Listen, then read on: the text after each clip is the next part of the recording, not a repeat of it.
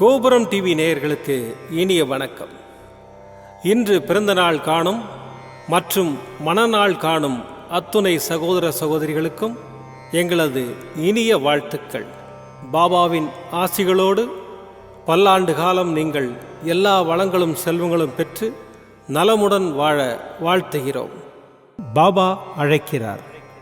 அவரின் பொன்மொழிகளை கேட்பதற்காக, நம் பிரச்சனைகளை தீர்த்து வைக்கும் அற்புதமான கூட்டு பிரார்த்தனை செய்வதற்காக, மேலும் மனம் ஒருநிலைப்படவும் மனம் அமைதி பெறவும் அற்புதமான தியானம் செய்யவும் பாபா அழைக்கிறார்.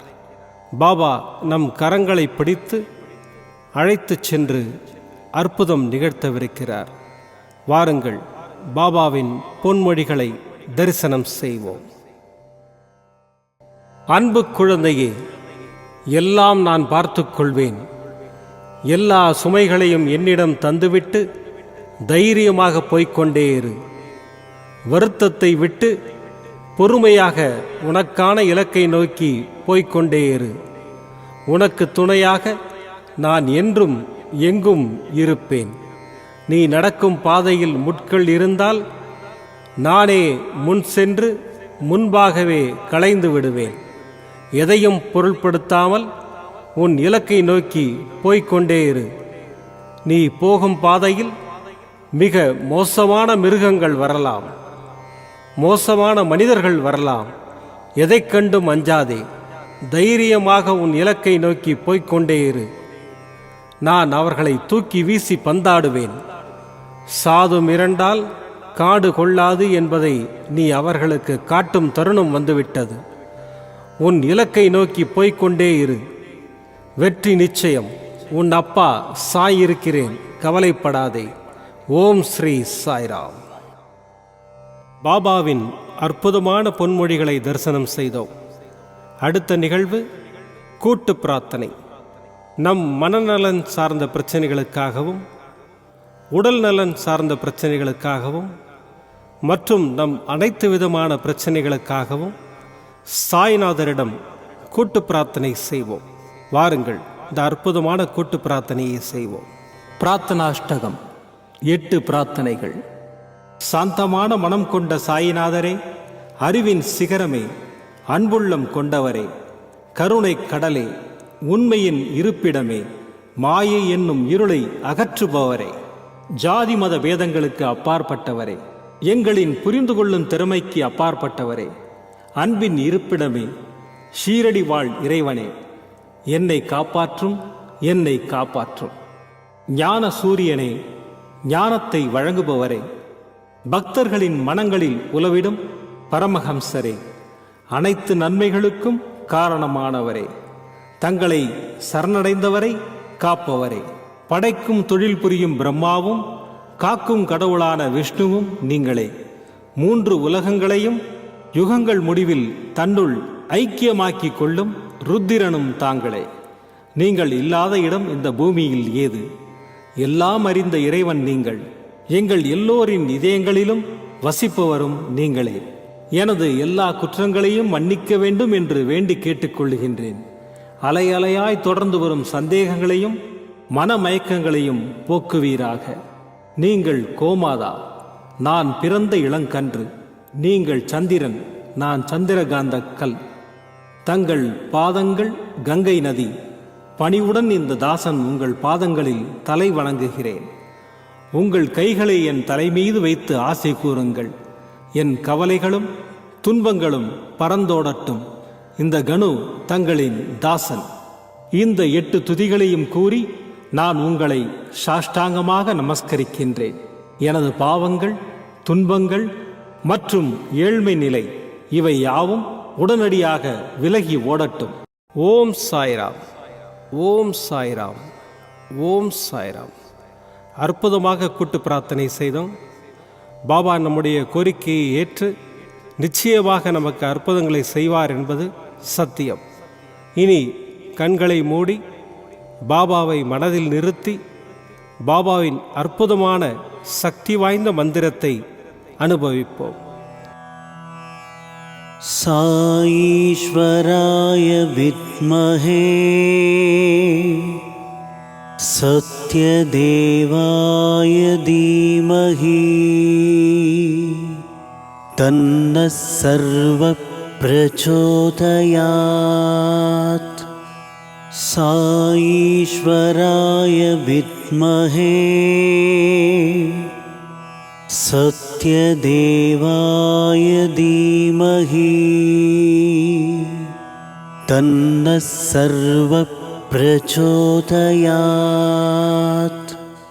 साईश्वराय विद्महे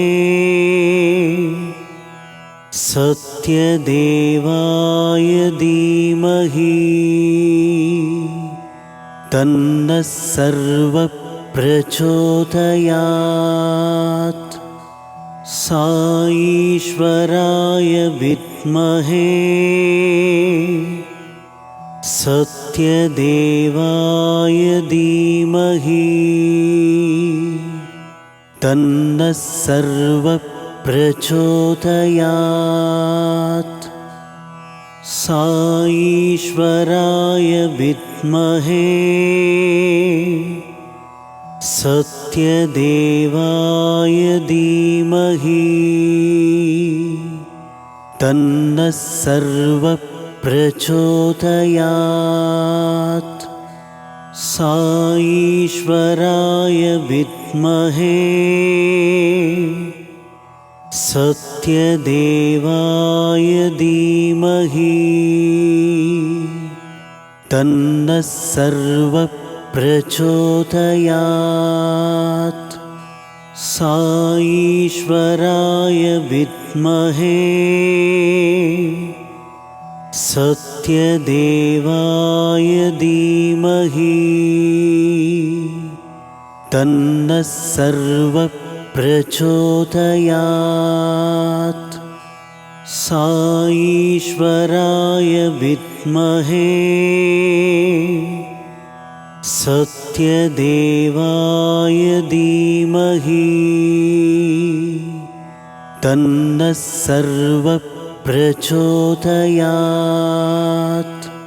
साईश्वराय विद्महे सत्यदेवाय धीमहि तन्नः सर्वः प्रचोदयात्। साईश्वराय विद्महे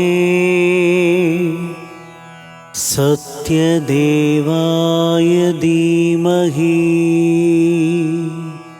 तन्नः सर्वः प्रचोदयात्। साईश्वराय विद्महे सत्यदेवाय धीमहि तन्नः सर्वः प्रचोदयात्। साईश्वराय विद्महे सत्यदेवाय धीमहि तन्नः सर्वः प्रचोदयात्। साईश्वराय विद्महे सत्यदेवाय धीमहि तन्नः सर्वः प्रचोदयात्। साईश्वराय विद्महे सत्यदेवाय धीमहि तन्नः सर्वः प्रचोदयात्। साईश्वराय विद्महे सत्यदेवाय धीमहि तन्नः सर्वः प्रचोदयात्। साईश्वराय विद्महे सत्यदेवाय धीमहि तन्नः सर्वः प्रचोदयात्। सा ईश्वराय विद्महे सत्यदेवाय धीमहि तन्नः सर्वः प्रचोदयात्। सा ईश्वराय विद्महे सत्यदेवाय धीमहि तन्नः सर्वः प्रचोदयात्। सा ईश्वराय विद्महे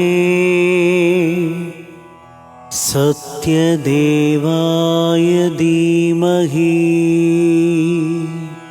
तन्नः सर्वः प्रचोदयात्। सा ईश्वराय विद्महे सत्यदेवाय धीमहि तन्नः सर्वः प्रचोदयात्। सा ईश्वराय विद्महे सत्यदेवाय धीमहि तन्नः सर्वः प्रचोदयात्। सा ईश्वराय विद्महे सत्यदेवाय धीमहि तन्नः सर्वः प्रचोदयात्। सा ईश्वराय विद्महे सत्यदेवाय धीमहि तन्नः सर्वः प्रचोदयात्। सा ईश्वराय विद्महे सत्यदेवाय धीमहि तन्नः सर्वः प्रचोदयात्। सा ईश्वराय विद्महे सत्यदेवाय धीमहि तन्नः सर्वः प्रचोदयात्। सा ईश्वराय विद्महे सत्यदेवाय धीमहि तन्नः सर्वः प्रचोदयात्। सा ईश्वराय विद्महे सत्यदेवाय धीमहि तन्नः सर्वः प्रचोदयात्। सा ईश्वराय विद्महे सत्यदेवाय धीमहि तन्नः सर्वः प्रचोदयात्। सा ईश्वराय विद्महे सत्यदेवाय धीमहि तन्नः सर्वः प्रचोदयात्। सा ईश्वराय विद्महे सत्यदेवाय धीमहि तन्नः सर्वः प्रचोदयात्। सा ईश्वराय विद्महे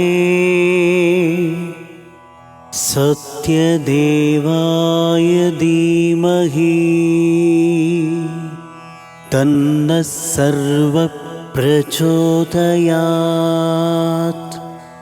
साईश्वराय विद्महे सत्यदेवाय धीमहि तन्नः सर्वः प्रचोदयात्.